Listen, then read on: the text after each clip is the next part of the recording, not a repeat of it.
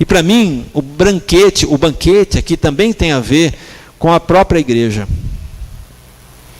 Os nossos dias, a nossa época é muito marcada pelo individualismo, né? As pessoas estão procurando aquilo que lhes interessa apenas. Elas estão à procura daquilo que satisfaça, que lhes traga felicidade. Nós estamos perdendo a noção do coletivo, cada vez mais.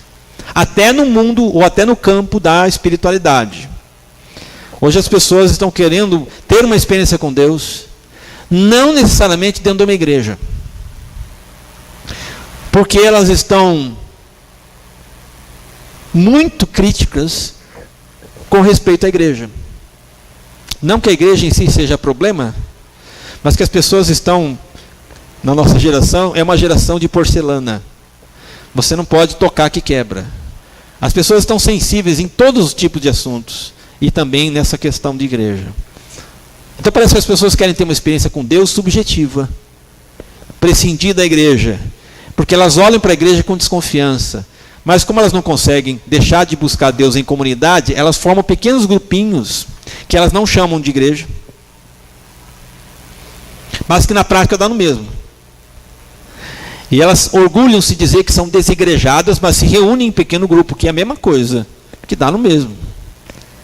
E você sabe que não existe meio de crescer espiritualmente, queridos, se a gente não estiver ligado uns aos outros. Os mandamentos da Bíblia de mutualidade são claros. Essa expressão, uns aos outros. Orai uns pelos outros. Ajudai uns aos outros. Aconselhai uns aos outros. Está cheio disso na Bíblia.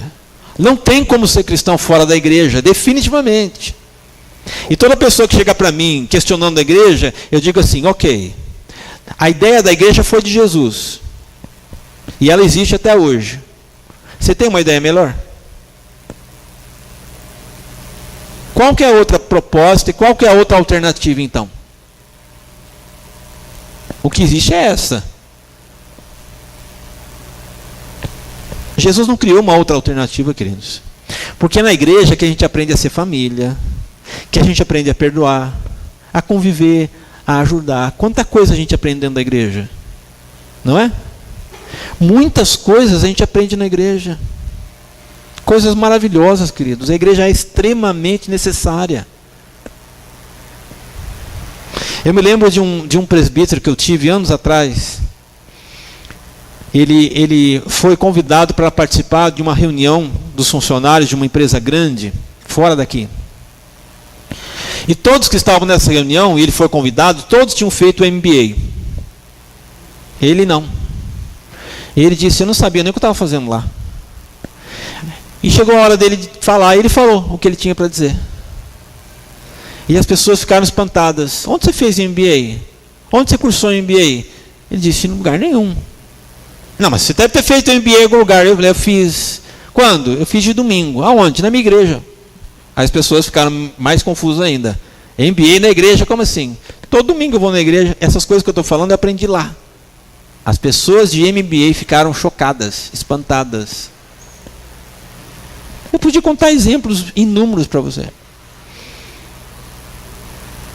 Para você saber o peso e o valor e a importância que a igreja tem na nossa vida, a gente não sabe muitas vezes. Como isso vai influenciar a formação de futuros lares, futuras carreiras. Você não vê o tempo todo acontecendo isso? Gente que se destaca no mundo, queridos, é gente que veio da igreja. Está cheio de exemplos. Nas mais diversas carreiras. Então, quando a Bíblia está falando aqui de que a igreja é um grande banquete, é que nós devemos valorizar a unidade, a comunhão entre nós. Nós temos que estar submissos uns aos outros para que a gente possa crescer, se alimentar e poder também comungar com o corpo de Cristo. Quando os discípulos abandonaram Jesus, ele não formou um outro grupo. Já que vocês são desigrejados agora, porque foi isso, né? Deixaram Jesus falando sozinho quando ele foi entregue, desigrejaram-se. Jesus não fez um outro movimento. O que Jesus fez? Ele continuou contando com eles. A igreja, ela só nasceu depois porque os 12 não desistiram do projeto de Jesus. Eu queria terminar com uma frase do Dietrich Bonhoeffer, que foi um pastor da resistência